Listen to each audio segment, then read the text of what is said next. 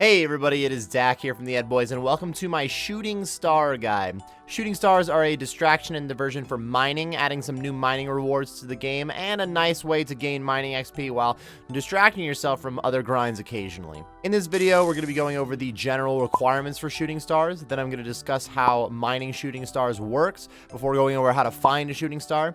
Next, we'll be talking about the possible loot from the stars, and finally my overall thoughts on this added mining method.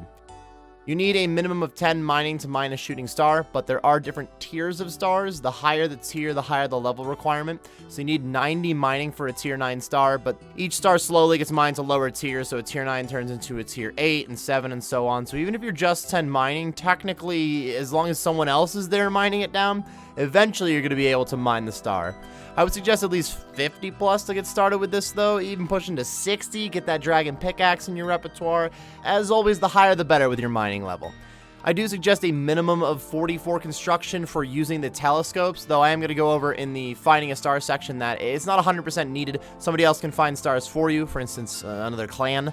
Higher construction can help, though, with 84 construction being the max level for a telescope. There are a lot of different locations for stars. Many of them are locked behind a quest to get to. So in general, having made further progress on unlocking areas and teleports to those areas can be a bonus for shooting star mining. Since there is a different shooting star on each world, you don't have to unlock each and every location. You can just hunt down stars that are more convenient for you if you want. In terms of what to wear, bring your best pickaxe with you. The crystal pickaxe is nice, but if you do bring it, don't forget to bring an elven signet to help with the charges. The dragon pick is also still a great pickaxe, but just bring whatever you've got. Prospector gear is going to help with your XP a little bit, but things like mining gloves and Varrock armor is not going to help you out here, so the gear is very straightforward. When a shooting star lands, it's going to be anywhere from tier 1 to 9. Tier 1 requires 10 mining, tier 2 requires 20, all the way to tier 9 requiring 90 mining. Higher tiers have less stardust than lower tiers do, but they're also a little bit slower to mine the stardust out of them. In general, the tier 9 is going to be like the fastest tier to mine, but then of course it turns to tier 8, and then 7 and so on, so each tier tends to take longer to mine, and if you just find one at tier 2, it's still going to give you like a pretty good chunk of dust, for instance. But if you find one at tier 9, and you're the only one at it, you can get a lot of dust out of it.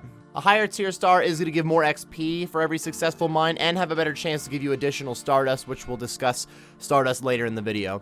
Apparently, the amount of health that the star loses each time is maxed out at 3.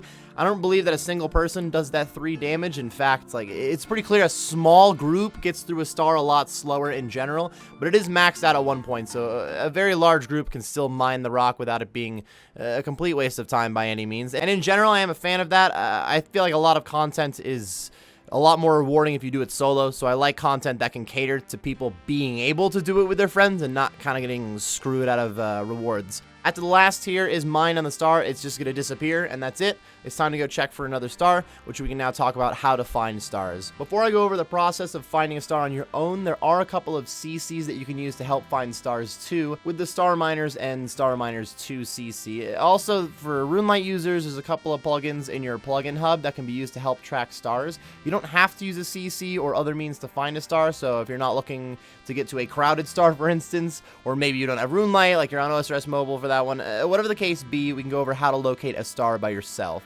Shooting stars will land every 2 hours, give or take 15 minutes. This timer is a little different on each world, but even with that variation, the stars are all landing around the same time. So while hopping to find a star, you might find that each of them are within like 30 minutes of each other and all a little bit over an hour away. That means you probably just missed one recently. To see when a shooting star is going to land in a world, you're going to need a telescope in a player-owned home. There are 3 different telescopes that can be put in your study. An oak telescope at 44 construction, a teak at 64, and a mahogany telescope, which requires 84 construction. The higher tier telescopes will give you a better time frame of what's going on.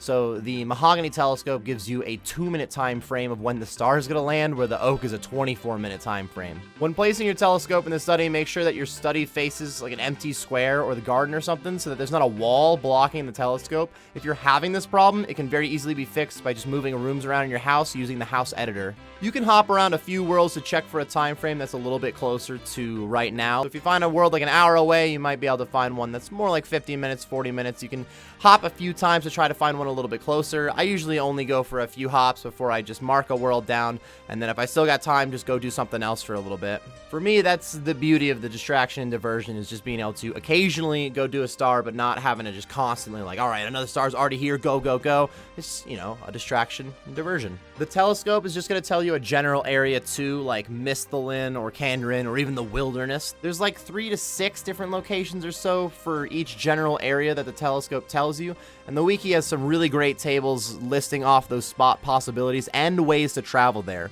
I've linked that page in the description, and I've been shuffling the map locations on screen to give you some ideas of those locations. In general, if you had each location memorized and like knew how to get there ASAP, you could really quickly hunt down some stars, which would speed up your shooting star mining, but it really isn't needed. As a star lands in the world, there won't be another one in the sky for a bit, so sometimes you're going to see a message stating that you can't see anything from the telescope. This means a star recently landed and another one's going to appear in the sky soon. If you're the first to a shooting star, it's going to tell you that and then keep track of your total shooting stars found, which is pretty cool. To check your stats, you can go to this building north of the observatory, which also can tell you the last 5 players to discover a shooting star in that world. Overall, tracking and mining stars is pretty easy, but if you have any questions about it, be sure to let me know in the comments section below, and I can get back to you as soon as possible. There are a couple of interesting rewards that can be obtained by using the stardust that you are mining from the rock. The store that has these rewards is located in Falador, outside the mining guild entrance. Talk to this dwarf Dusuri to get access to the store. First, you got the Celestial Ring, which requires 2,000 Stardust. Wearing the Celestial Ring will give you a +4 invisible mining boost. This means that you're going to mine faster while you're wearing the ring, as if you were 4 mining levels higher. But you can't use it to mine any better ores. Like, you can't mine Rune Ore at 81 instead of 85 with this ring. You can also charge the ring with more Stardust. You do not need to charge the ring for that invisible boost, but a charged ring does give a similar effect to like Varrock armor. Each time you mine a rock while wearing a charged ring, you have a 1 in 10 chance to mine double ores, which also gives double XP. This effect only works on ores to adamant and doesn't affect pay dirt from the Motherlode mine. This also stacks with other gear like the Varrock armor and whatnot, which is very nice. When using the charged ring, it is going to use a charge even if it doesn't grab double ore, so basically every 10 Stardust on average is going to get you an extra ore. The ring can hold a max of 10,000 charges at a time. You can also combine the ring with an Elven Signet, which is used to save crystal charges while using crystal tools, like the crystal pick for instance. This way you can get the effect of both rings instead of having to choose between the two. To combine the rings, you need to bring them to a singing bowl with 100 crystal shards and 1,000 stardust, but you do need 70 crafting and smithing, even though 70 smithing is a requirement for Song of the Elves. If you don't have 70 crafting, you can take the ring to fucking Comweenie or Reese's Peanut Butter Cup, and they will do it for an extra 50 shards, which honestly 50 crystal shards is nothing. So the requirement of putting the 2 rings together is pretty minimal. Next, for the rewards, we have the Star Fragment. This simply turns a single piece of Prospector gear into a golden variant of that gear, which is pretty cool looking, but purely cosmetic. Keep in mind, you're not missing out on any bonuses if you don't go for the upgraded gear. It's 3,000 Stardust for a single fragment, and it only recolors 1 piece, so you need 12,000 Stardust for the full set. Finally, we've got soft clay packs of 100 soft clay and the bag of gems like you have at Motherlode Mine. It's nice if you have extra gold nuggets at Motherlode Mine once you run out of possible things to buy. You've still got some bonus loot to work with. In this case, the Stardust is also used to charge that Celestial Ring.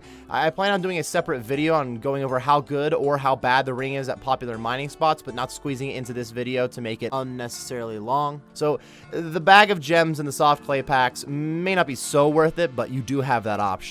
Overall, the XP rates are going to be a little fickle here, since you're not going to be constantly mining a shooting star.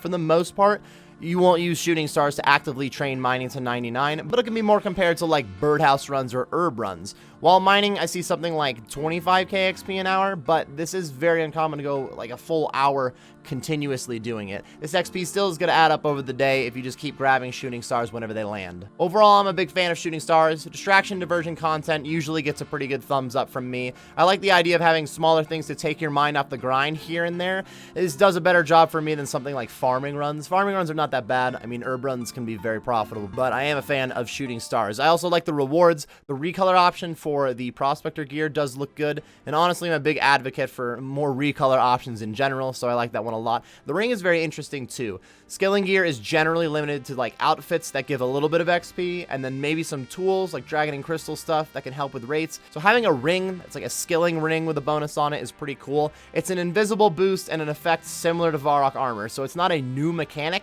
but they do stack with previous things. And it's not like I have a good idea for a new mechanic off the top of my head. I'm happy with what the ring does do. Shooting stars give another option for mining training, which is something I am a fan of for really any skill. I like when a skill has multiple viable options for training that skill. If there's just one way to do it and like any other way is really wasting your time, not as big of a fan. That's about everything I wanted to say about shooting stars, everyone. If you still have any questions about shooting stars, be sure to let me know in the comments section below, and I'll get back to you as soon as possible. If you enjoyed the video, or you just got some useful information out of it, be sure to like and subscribe for more content. I do stream on Twitch, which should be linked on the screen and in the description. I'm also on Twitter and have a Discord, which are linked in the description. Thank you very much for watching this shooting star guide, everybody, and best of luck on your mining gains.